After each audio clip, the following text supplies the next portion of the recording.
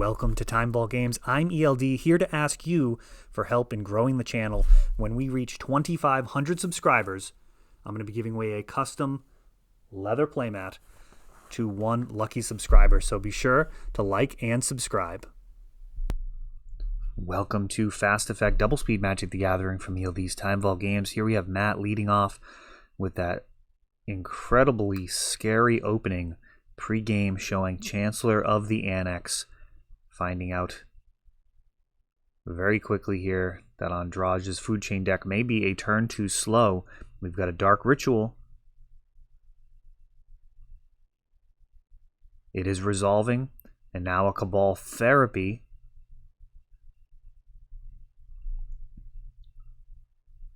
Will Matt be targeting himself or Andrage here? He's going with Andrage naming Force of Will.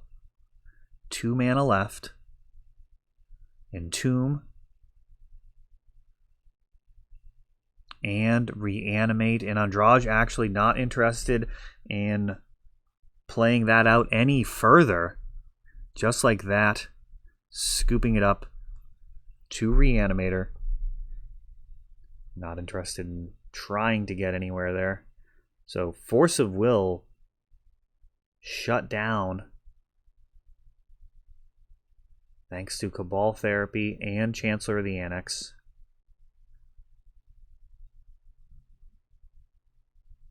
And likely the right play to Force of Will the Dark Ritual. That's a tough thing for players.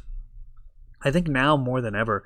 Back in the day, figuring out whether or not to counterspell the Dark Ritual was more about tempo and explosiveness. So like in Vintage, for example, if your opponent played a Dark Ritual, had a lot to do with how often you were going to be able to have an explosive turn. Cards like Ancestral Recall or Tutoring Up Ancestral could potentially just push you farther and farther ahead, and you just didn't want them to get going too far. Dark Ritual can create an incredibly dangerous board state, or can shred your hand and prevent you from getting that card advantage and getting that ball rolling. If you're going to get him to Torok, you really want that to happen after you've drawn a bunch of extra cards, not beforehand. And with combo decks like this, it is tough. I think in that instance, certainly with all the information, absolutely would have been better to Force of Will there. You pay the 1, you clear your Chancellor trigger. We got a pregame Leyline and a pregame Chancellor. Basic Island for Andrage.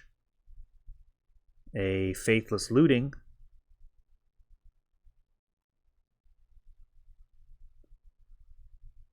Discards Chancellor and an Animate Dead as the search is on for some way of getting rid of this Leyline.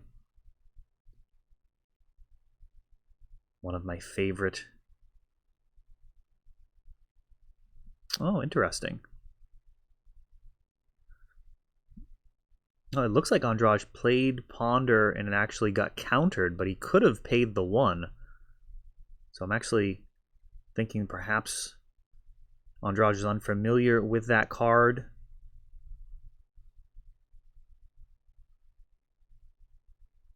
Doesn't look like there was a good reason to keep that extra 1 mana available.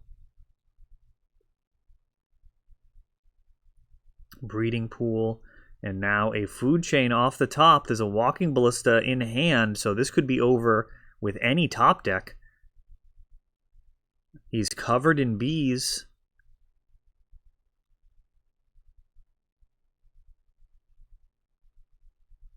Oh, and it is the Savage top deck there. Missed to Hollow Griffin off the top rope, enabling that Walking Ballista to come down and have enough counters to not only kill that Xantid Swarm, but also Matt and force a game 3. Yeah, I think Chancellor not paying the 1 for Ponder. I think Andrage may not have been completely familiar with how that card works. He did have to read it when it was first put on the table, and is a card that's really only in the fastest builds of Reanimator, which have now become the norm for Reanimator. Previously, Black-Blue was the most popular. This Dark Ritual-based Reanimator strategy is kind of normalized, or become the consensus for the best graveyard strategy. And it really is all about the speed. Being able to have that Dark Ritual and play multiple key cards on the first turn, either discard spell and set up the graveyard, or dream scenario, discard, set up the graveyard, and bring something back, all on that first turn, is just breakneck speed, and something that you really want a card like Leyline of the Void to be able to hang with that level of speed. I mean, things like, Relic of Progenitus and some of the slower Rest in Peace cards like that, you could have a playset of Rest in Peace in your deck, and on the draw, that might just be a complete useless gesture. I mean, probably not the type of card you're going to sideboard out if you're playing like a Helm combo, for sure. But in terms of having it as a viable strategy versus Reanimator, it's just too slow at this point. You really want things like Fairy Macabre, Surgical Extraction, Leyline of the Void. Even Tormod's Crypt can be too slow. It costs 0, but if they're going first, it's not coming down, and they can potentially get a incredibly difficult to deal with card like Gristlebrand, Iona, Elish Norn, so many others. Andraj successfully mulling to Leyline. Matt's got the Wear Tear for it. Does Andraj have the counterspell to protect? He does. Force of Will pitching Brainstorm. Not the best possible card to pitch. Of course, we've seen Mist Hollow Griffin ending up in exile, and that is always good news, both setting up the combo at no cost, keeping it safe from discard.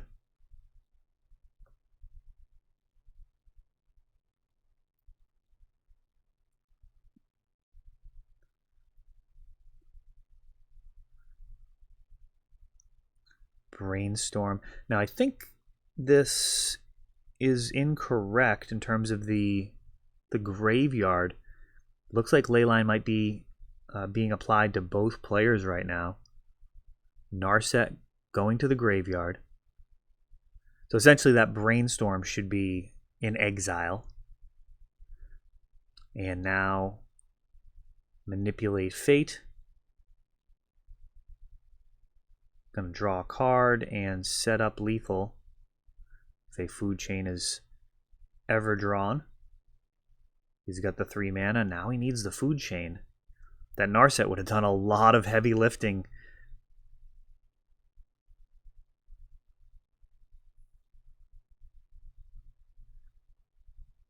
Yeah, I think this Leyline, there we go.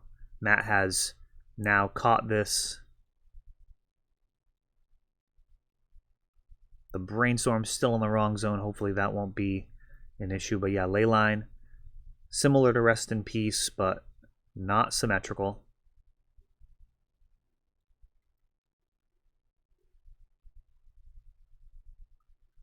A card that's often played in Dredge. A graveyard-based strategy, but happy to get any type of effect where you don't have to pay mana for it. Breeding Pool coming in for Andraj. And starting the beatdown, we've got Eternal Scourge coming in. 1 more mana will allow these Mist Hollow Griffins to start showing up.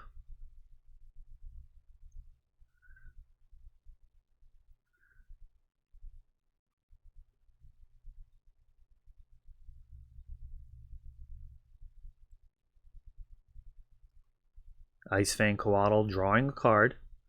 Eternal Scourge continues the beatdown, and this 1 damage from the Icefang not going to be inconsequential, as this is really a race. If Matt can find a way to get rid of Leyline, he can unlock his graveyard and potentially go way over the top of everything Andraj is doing. Faithless Looting is going to let him dig. Luckily, the card's going into Matt's graveyard instead, end up in exile thanks to the Leyline, so he's not actually setting up a graveyard.